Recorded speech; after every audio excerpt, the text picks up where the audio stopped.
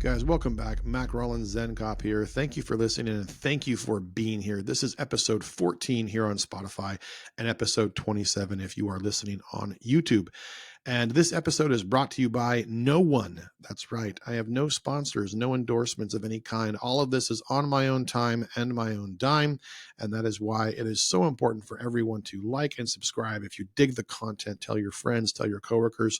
The more traction I get, the more I will be able to grow this podcast and reach larger audiences and hopefully help a lot of people out there currently struggling in this very demanding and very complex thing that we call life. Active shooters, definitely an ongoing saga as of late. If you are here to gain some sort of insight on tactics and the like, I assure you this podcast will go nowhere near it. There is so much information already out there on the tactics side of the house that it's actually becoming a bit redundant. And don't get me wrong, there's no such thing as too much preparation and training for active shooters. However, for purposes of what I will be talking about today, we are going to go much deeper, or more accurately, further back in time to better understand the reason why they happen as opposed to the actual response.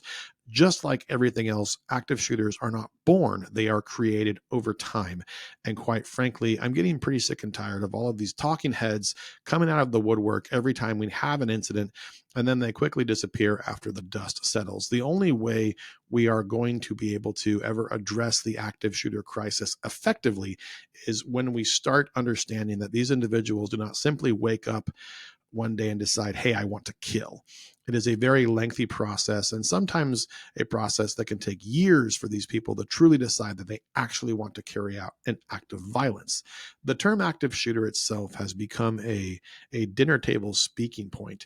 It's becoming so common that at this point I feel like the term itself is overused in some scenarios, and it almost depends on the media outlet covering the story as to how it actually gets reported.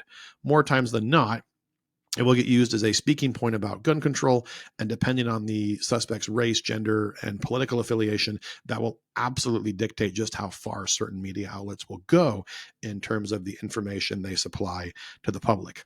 I have literally watched certain scenarios where the suspect didn't necessarily fit the popular description that is needed to forward the anti-gun agenda, and almost as if it never happened, the story gets buried and ultimately goes away. If the shooter fits the criteria that the media likes or needs, or more importantly, what their audience will like, they will broadcast it over and over. The active shooter scenario itself has literally become a political speaking point and has made its way into almost every single political arena over the last decade, despite this being an issue since the 1960s. As of late, however, I feel like the term active shooter is actually overused quite a bit, and in some cases, it's really not even applicable to the crime that occurred. If you were to try and define the term active shooter, you're going to see a variety of definitions at this juncture. More times than not, however, we are seeing what I would consider to be gang or criminal violence being broad brushed as quote unquote, active shooter incident. And for me, there is a very big difference between an active shooter scenario and a criminal or otherwise gun violence scenario. And some of you may be asking the question, well, what's the difference? Gun violence is gun violence. And there are many fields of thought when it comes to this topic, but ultimately I see it as criminal violence versus pure evil. In the land of criminality and gang violence, there is a reward for their efforts. They get something as a result of, whether it be street cred, drugs, money, whatever the case may be, there is a physical reward for their efforts, right? They set out to complete their mission and they are usually successful in their endeavors. Evil, however, is a very different kind of element and probably the scariest, because for those individuals, there is no return. There is no reward, nothing they can actually take with their hands. Their objective is to kill and kill as fast as humanly possible. And the reward, it's internal.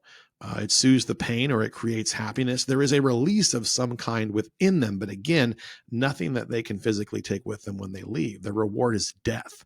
And when we compare the two side by side, even the criminals who are willing to kill each other would say, wow, that's pretty fucked up.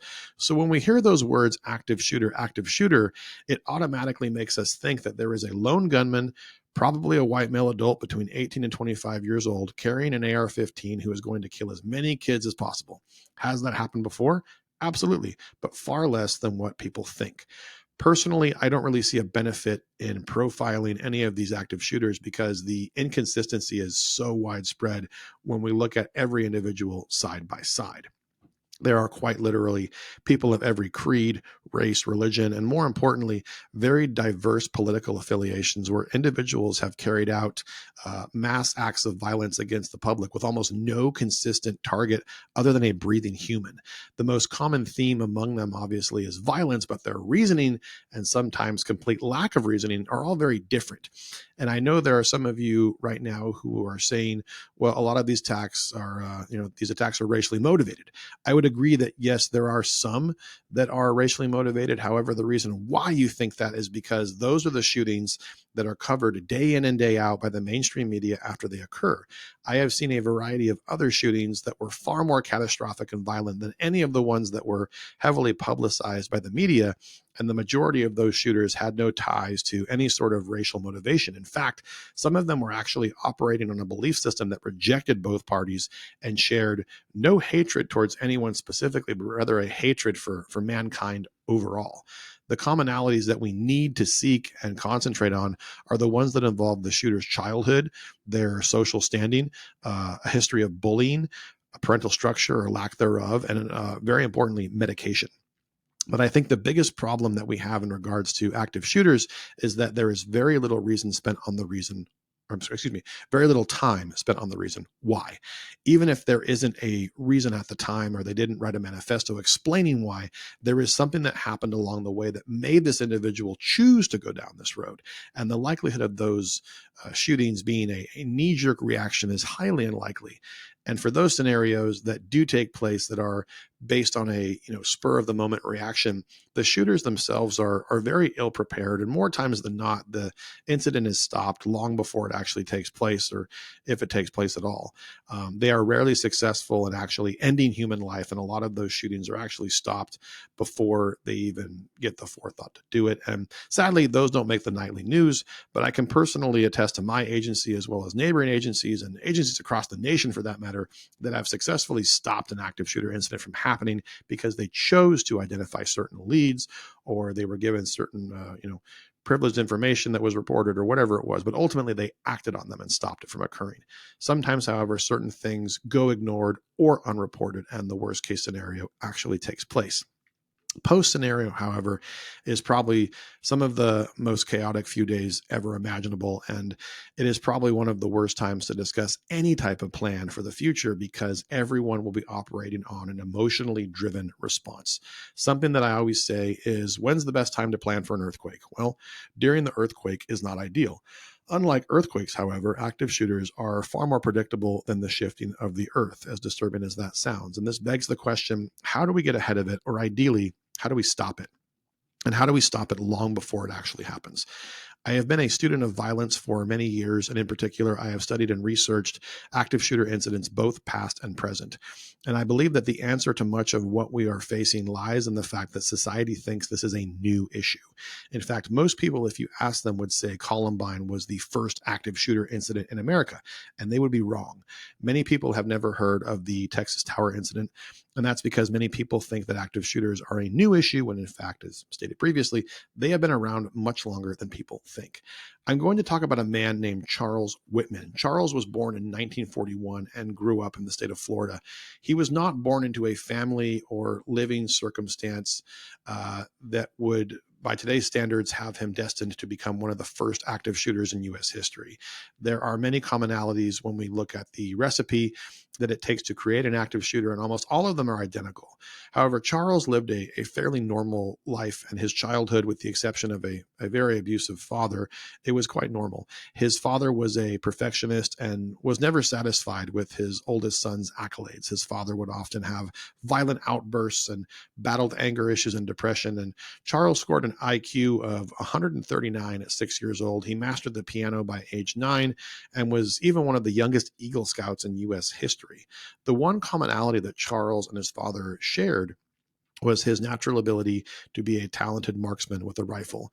And much like his father, Charles enjoyed hunting and target shooting, and that may as well have been their one commonality, surrounded by a childhood of abuse and domestic violence.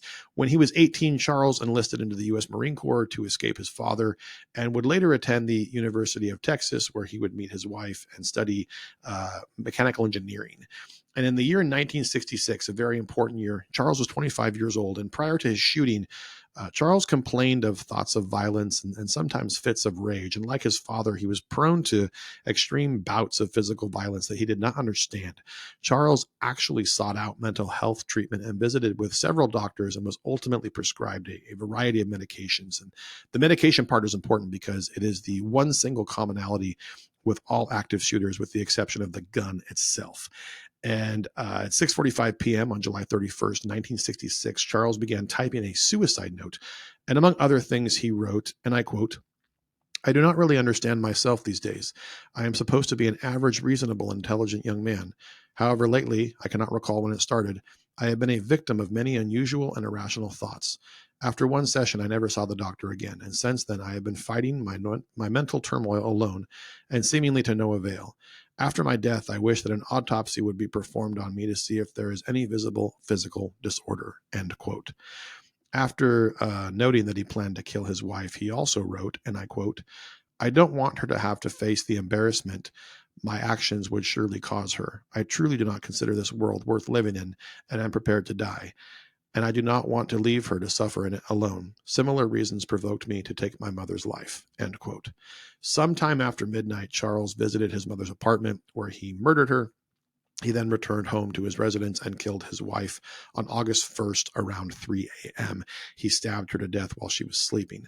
Later that morning, Charles would prepare for his shooting and assembled his arsenal. He loaded his weapons and magazines, which included a variety of hunting rifles, shotguns, and handguns. Along with the firearms, he also placed a variety of other supplies into a footlocker, which included food, bottled water, Excedrin, and a transistor radio to potentially listen to news reports about the attack. Overall, Charles was very well prepared and put much time into planning his attack. Charles dressed in coveralls that day, which was more than likely an effort to blend in and appear to be some type of construction worker. He arrived at the University of Texas around 11:30 a.m. and strategically placed his footlocker at the top of the clock tower. The tower itself was 28 stories tall, and this provided a very wide range of visibility across the town and also the campus. And shortly after placing the footlocker, he made his way to the reception room of the observation deck on the 27th floor and bludgeoned the receptionist to death. Charles had also shot and killed 2 people and wounded 2 others who were utilizing the stairwell, moving from the 27th floor to the 28th. There was no elevator access to the 28th floor. And after he barricaded the door to the reception area, Charles moved to the observation deck, and then he strategically placed a variety of rifles where they could easily be accessed as he would move from different locations while shooting, essentially becoming operating in a designated marksman role. The observation deck was very large. It was a large balcony-style deck constructed of cement and granite that sat just below the very large clock. It offered Charles a 360 vantage point and very reliable cover with the rock walls that were almost 3 feet thick. And just before noon, Charles fired his first shot at a pregnant woman outside of the mall. The bullet entered her abdomen, killing the woman and also her unborn child. The follow-up shot killed the woman's boyfriend. And after a quick pause, Charles began shooting at a variety of other people and very quickly within a 5-block radius. Police arrived on scene a few minutes after the first shots, and the majority of them were only armed with revolvers. This is the 60s we're talking about. And some officers and citizens responded to the scene with their personal hunting rifles, but the advantage Charles had with the high ground, coupled with the time of day and the sun, made it almost impossible to engage him. And Charles would eventually use the large walls as cover and shoot his rifles through the floor-level water spouts, making him almost invisible to responding officers. The cops on scene ultimately made their way to the 27th floor, traveled to the 28th via stairway, and stormed the observation deck, killing Charles immediately. And after more than 90 minutes of pure chaos and carnage, Charles had managed to kill 14 people and seriously wound 31 others. Now, there was much debate in the months that followed as to the reason why. As we know, this incident took place in Texas, a state that values the presence of a firearm and who understands that the only reason why Charles was killed was because brave men with guns, to include the university bookstore manager, pretty badass, ultimately stormed the area and took his life. However, as time went on, the dissection of this incident would ultimately create the first tactical response teams, soon labeled SWAT, and most agencies adopted this practice almost overnight nationwide. This incident also proved to be a mark in time for mainstream media as it was broadcasted in real time on the television and also the radio. The bottom line is that these people have existed for decades. Evil has existed since the beginning of time. The assault weapons ban of 94 has held no bearing or redirection for, gun violence in America. Gun laws across the nation still have never proven to truly be effective in the war against gun violence. It's almost as if they know how to fix it, yet they focus all of their efforts on issues that will essentially get them reelected. If the majority of active shooters are purchasing their guns legally, then there needs to be more of an effort made long before they purchase a gun. The gun is simply part of what these individuals need in order to complete the act of violence. And I assure you, that is the easy part in comparison to committing the act of violence and taking the life of another person. Sometimes the problem is as simple as everyone ignoring the issues that are clearly known among family and friends. Sometimes it's as simple as everyone assuming that someone else will talk to them. The reality is that almost exclusive to the shooter is that we see these people coming long before they ever pull the trigger. Our government leaders are trying so hard to expand the net on gun violence prevention, but they are refusing to fix the gaping holes in the net that are allowing these acts of violence to continue day after day. Guys, there is not enough time in the day, and more importantly, not enough time in a podcast to fully dive into what it will actually take to stop these horrible incidents from occurring. It will be a multi-agency, multi-government, multi-mental health, multi-medical, and more importantly, multi-societal movement that is free from political allegiance or party affiliation, where we come together as people to address a topic that everyone wants to see end or at minimum decrease. Guys, thank you so much for listening. Please don't forget to like and subscribe. If you're on Instagram, give me a follow at the Zen Cop. And if you're on YouTube, you can check out all of the earlier episodes and, of course, the foundation of where it all began, the blog, which you can visit at thezencop.com. Guys, thank you again so much for listening. I will be back next week. Have a great week. Be safe. Thanks again.